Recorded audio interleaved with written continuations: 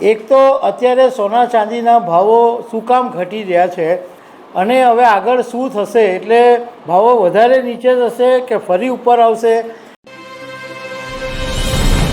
દિવાળીના તહેવારમાં સોના ચાંદીના ભાવો આસમાને હતા અને જેવો દિવાળીનો તહેવાર પૂરો થયો એટલે સોના ચાંદીના ભાવોની અંદર ગાબડા પડવાના શરૂ થઈ ગયા છે।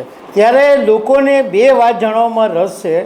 એક તો અત્યારે સોના ચાંદીના ભાવો શું કામ ઘટી રહ્યા છે અને હવે આગળ શું થશે, એટલે ભાવો વધારે નીચે જશે કે ફરી ઉપર આવશે, એ બધું જાણવામાં લોકોને રસ છે। તો આના વિશે હું તમારી સાથે વાત કરીશ। મારું નામ રાજેશ શાહ છે અને તમે જોઈ રહ્યા છો ગુજરાતના સૌથી મોટા ડિજિટલ ન્યૂઝ પ્લેટફોર્મ ખબરછે.com।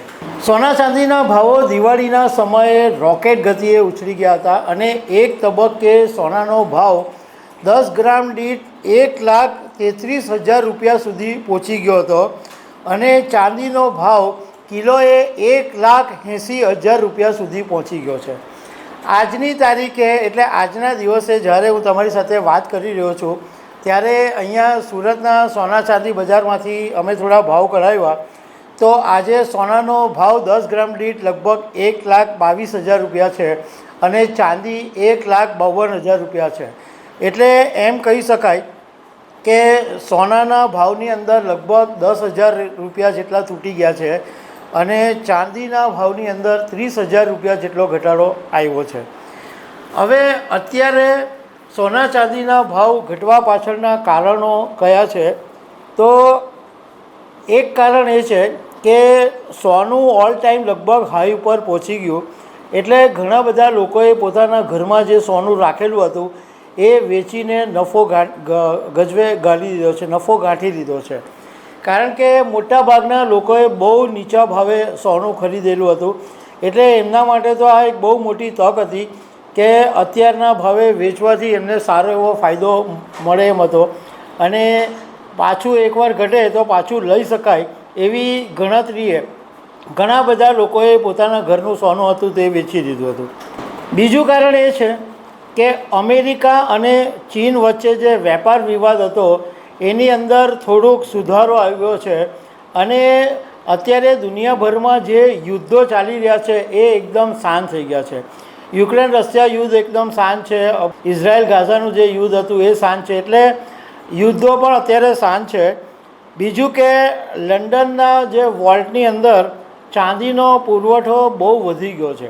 આ બધા કારણોને લીધે ઇન્ટરનેશનલ લેવલે સોના ચાંદીના ભાવમાં ઘટાડો થયો છે। બીજું, ભારતની અંદર જે મલ્ટી કોમોડિટી એક્સચેન્જ છે એમાં સોનાનો ભાવ સીધો 1.20 લાખ રૂપિયા પડ્યો અને ચાંદીનો ભાવ 1.40 લાખ રૂપિયા થયો। એને કારણે ફિઝિકલ માર્કેટની અંદર સોના ચાંદીના ભાવો ઘટ્યા। હવે ટાઈમ્સ ઓફ ઇન્ડિયાના એક અહેવાલની અંદર એક્સપર્ટ્સના કોર્ટથી એવું કહેવામાં આવ્યું છે, એમાં મનીષ શર્મા નામના તજજ્ઞનું કહેવું એમ છે કે હમણાં આગામી 2-3 સપ્તાહ સુધી સોનાનો ભાવ છે એ 1.14 લાખથી 1.15 લાખ રૂપિયા સુધી જઈ શકે અને ચાંદીનો ભાવ 1.30 લાખ રૂપિયા સુધી જઈ શકે છે। જ્યારે એલકેપી સિક્યુરિટીઝના જતીન ત્રિવેદીનું કહેવું છે કે 1.18 લાખ રૂપિયાથી 1.25 લાખ રૂપિયા સુધી સોનાના ભાવની અંદર વધઘટ જોવા મળી શકે છે।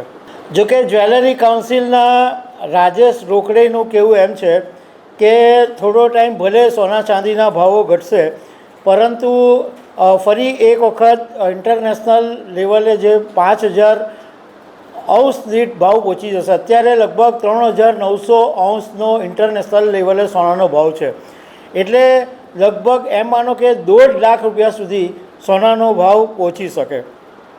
હવે અમે સુરતના સોના ચાંદી બજારના વેપારીઓની સાથે પણ વાત કરી તો એમનું કહેવું એમ છે કે આજે અમેરિકાની અંદર ફેડરલ રિઝર્વની બેઠક છે એ બહુ મહત્ત્વની છે, એના પર સોના ચાંદીના ભાવોની વધઘટની અસર થશે, પણ ઓવરઓલ સોના ચાંદીમાં માર્કેટ બુલિશ હોવાનું વેપારીઓએ કીધું છે, એટલે કદાચ એક વખત ઘટે પણ પાછું ઉપર આવી શકે છે।